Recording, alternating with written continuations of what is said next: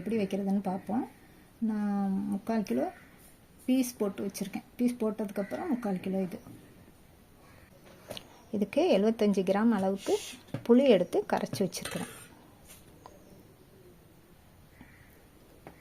இப்போ இதில் 125 கிராம் குழம்பு தூள் போட்டுக்குவோம்.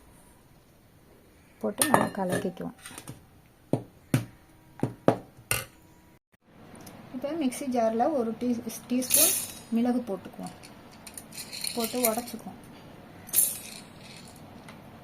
இதோட ஒரு பூண்டு போட்டு, மிளகு உடச்சிட்டேன், இதோட ஒரு பூண்டு போட்டு உடச்சிக்குவோம்.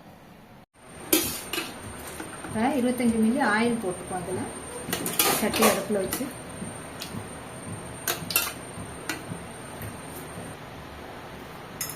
கொஞ்சம் வெந்தயம் போட்டுக்குவோம். வெந்தயமே தாளிக்கும் போது சிம்மில் வச்சுக்கணும்னு சொல்லியிருக்கேன்.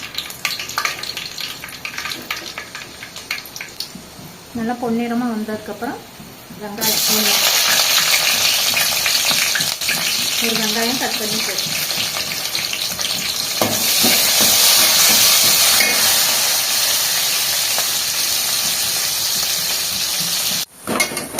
பெருசாக இருந்தால் 2 தக்காளி கட் பண்ணி போட்டுக்கணும்.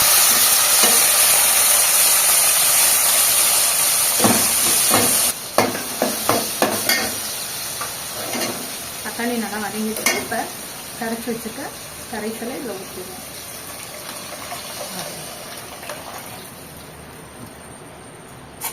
தேவையான அளவு உப்பு போட்டுக்குவோம். நீங்கள் தண்ணி அந்த புளி கரைசல் தண்ணியோட சேர்த்து 1 லிட்டர் தான் ஊற்றணும்.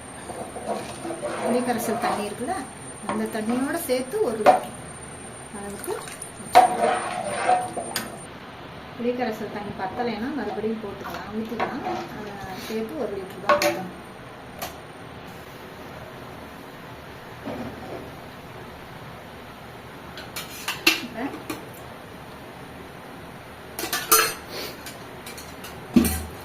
இதை உடச்சி வச்சுருக்கோம்னா பூண்டு மிளகு இதை வறுத்துக்குவோம் ஆயிலில்.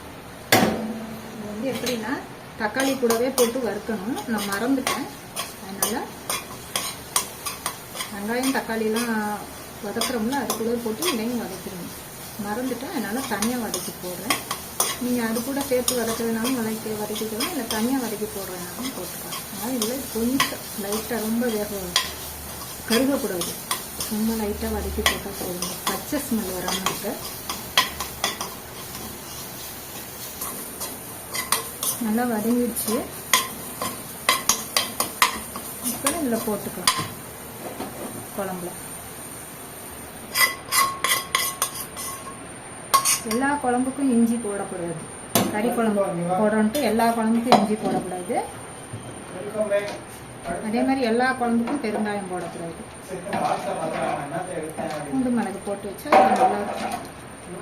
தக்காளி கூட வதக்கிடுவோம். கொதிச்சிருச்சு, நல்லா கொதிச்சிருச்சு. இப்போ மீன் எடுத்து போட்டுக்கணும். திருக்க மீன்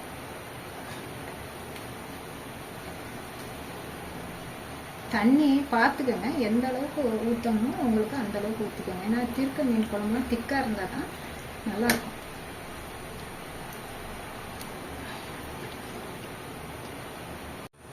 நல்லா மறுபடியும் கொதிச்ச உடனே கொஞ்சமாக தேங்காய், நான் எப்பயுமே சொல்லியிருக்கேன், மீன் குழம்பு கறி குழம்பு இதுக்கெல்லாம் கொஞ்சமாக ஊற்றுங்க.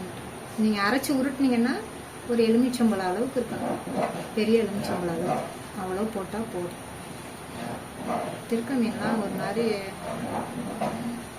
கவிச்சி அடிக்கும், அதனால தேங்காய்லாம் தனியாக போட்டுக்கணும். இறக்க போகும்போது மல்லித்தலை கொஞ்சம் தூவிட்டு அப்படியே இருக்கும். கருவேப்பிலை இல்லை என்கிட்ட, கருவேப்பிலை இருந்தால் நீங்கள் ஃபர்ஸ்ட்லேயே போட்டு தாளிச்சுக்கலாம்.